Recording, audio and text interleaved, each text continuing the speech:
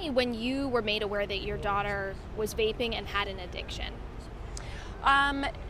When we found out, would have been earlier this year, is when we found out she had an addiction. We had caught her a few times in the previous year with it, and she had promised to quit, and not knowing how addictive it was, we believed her and trusted her.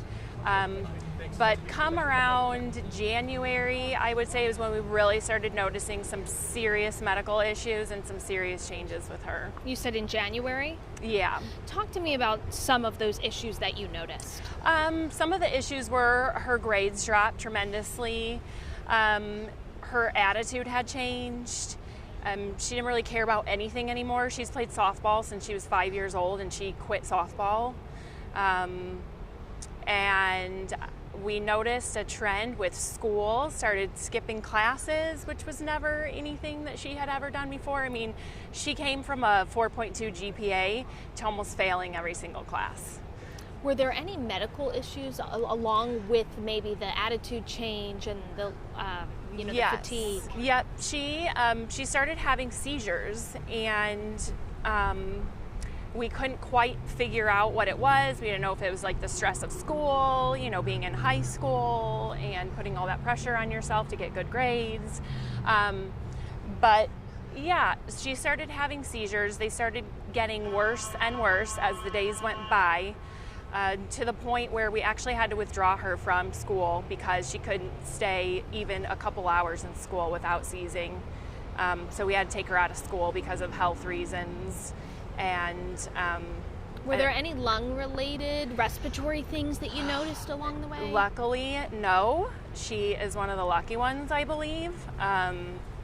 Nothing that we know of yet. I still have a fear that something down the road will show up. But as of now, no, she hasn't had any lung issues. So why are you speaking out? I know you said you did an event elsewhere in Florida. You're here today. What is it that you're trying to get across as a mom? As a parent, as a mother who was completely clueless to even really what an e-cigarette was, and that all of our children knew what they were before we did, just because they're so easily hidden. I mean, that you can easily hide them. As a parent, I want all other parents to know what one is, which I think we're accomplishing that as we see more and more about it every day in the news. And two, really how dangerous it is. I know when we go to our pediatrician's office, we hear of other parents knowing about it and they don't take it seriously. They just say, oh, well, they do it and I'm just going to let them continue to do it. It's too hard to make them quit. And I'm here to tell you that you have to put your foot down, and you have to do anything you can to make your children quit. It's deadly. It's very deadly, as we're all seeing now. And I'm so fortunate that we figured it out when we did, and it didn't continue to go on longer and us be in the same situation as some other parents today. My last two questions for you. Can you kind of describe to me the emotions you had when you watched your daughter kind of go on that decline? It was really, really hard to watch as a parent.